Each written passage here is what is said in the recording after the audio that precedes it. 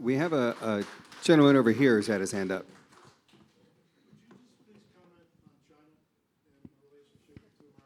I thought we'd never get there. I was just thinking, right? So we don't have the luxury of time on our side. Everything we've talked about so far, this question was about China. We don't have the luxury of time on our side. China has forced the issue. We're working within a short window, and either we're going to get this right or we're not, okay? Here's the difference between China in this century and the Soviet Union in the last one. We never relied on the Soviet Union to put the shoes on our feet or the phones in our pockets. We did not rely on our enemy to power our entire modern way of life. And I'm just going to ask you to raise your hand if you disagree with me on this, okay? If that had been a Russian spy balloon, we would have shot it down and ratcheted up sanctions on Russia immediately. Raise your hand if you disagree with me on that. I don't see one hand out of a big number in this room, okay? I think we respectfully disagree. We'd have shot it down and ratcheted up those sanctions. And the reason we didn't do it vis-a-vis China is because we know their boot is on our neck when it comes to how we live our life, which is why the Declaration of Independence of 2023, or really it'll be 2025 when I'm hopefully elected, is the Declaration of Independence from China.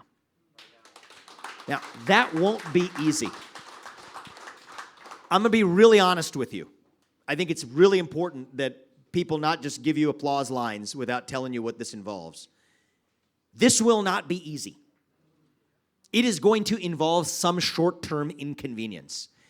I'm pretty hard line on this, okay? I think that, there's the easy stuff, abandon climate religion here altogether. A climate religion that does not shackle China at all. That's easy. TikTok under the age of 16, it's digital fentanyl. I have my whole views on how to deal with actual fentanyl coming through the southern border from raw ingredients imported from China. I think we need accountability for COVID-19, using every financial lever needed to do it, or else you're going to just expect worse in the future. But I'm a hardliner where I think that we need to go so far as to ban American companies from doing business in China until the CCP either falls or reforms its behaviors radically.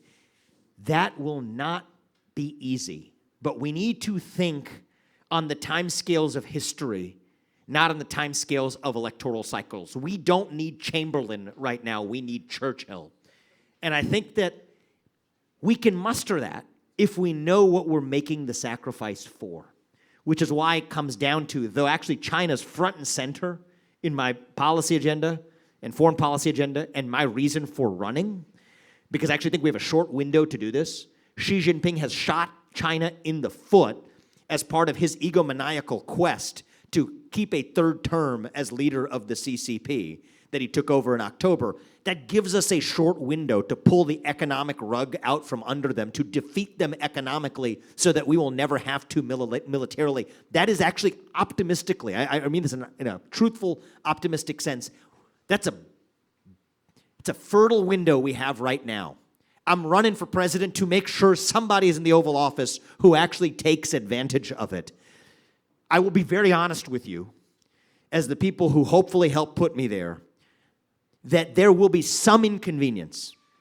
We're going to bear that because that is what's going to preserve the nation we have left on the other side of it, which will be not a bipolar leader of the world, but a single leader of the free world as we know it on the other side of that Declaration of Independence.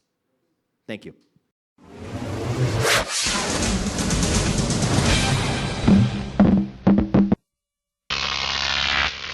Croc TV.